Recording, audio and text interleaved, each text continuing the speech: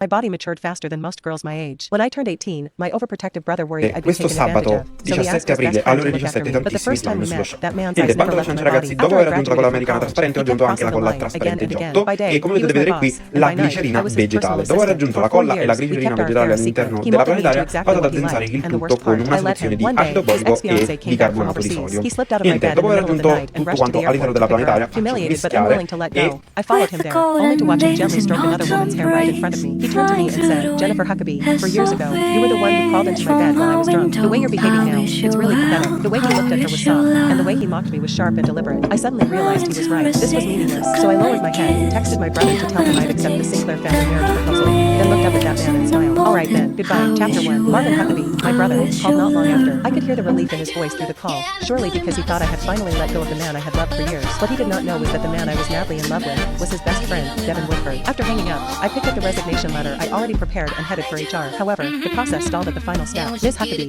if you want to resign within a week, you'll need the CEO's signature for approval. Devin again. Even at the very end, I still could not avoid him. I tightened my grip on my phone, walked to the end of the empty hallway, and dialed that all too familiar number. The ringing went on for a long time. Just as I thought no one would pick up, the line clicked. A strange female voice came through. "Hello? Looking for Devin? He's in the shower." In the shower. Those 3 words stabbed my chest like 1,000 poison needles. Nonetheless, my voice stayed calm, almost unnaturally so. "No need, thank you." Before she could say anything else, I hung up. The screen went dark, reflecting my pale face. Less than 2 minutes later, my phone buzzed violently again. I stared at Devin's name on the screen for several seconds before answering. "Did you need something?" His tone was businesslike, cold and detached. Just last night, the same man had been on top of me, whispering my name intimately over and over again. My fingers whitened around the resignation letter. "Mr. Woodford, there's a document that needs your signature before the process can go through." He gave a low hum of acknowledgement, then added, almost as an afterthought, "Oh, right. Stop by later and pack up the rest of your stuff. She's moving in. The apartment in the western suburbs is empty. You can stay there. I promised Marvin I'd take care of you." For years ago, he pulled me into his bed while drunk, tossing me the charity of being his bedmate. For years later, under the excuse of loyalty to his best friend, he was offering me a place to live. His carefully considerate gestures were so absurd, they almost made me laugh. "That won't be necessary, Mr. Woodford," I said, forcing a smile. "I'm an adult. I can take care of myself." Once he signed the resignation form and I finished my last handover, the ridiculous 4 years between us would finally come to an end. Me? I was getting married. I opened my eyes in a hotel room at 20 Light Street. For the first time in years, I felt more awake than in any morning I had spent by Devin's side. I called a car and returned to the villa I'd lived in for 4 years. However, the moment I stepped inside, I almost thought I had walked into a wrong. The once minimalist black and gray space was instead drenched in warm tones. The entryway wall, where I had begged him for a month to let me hang even a single plush toy,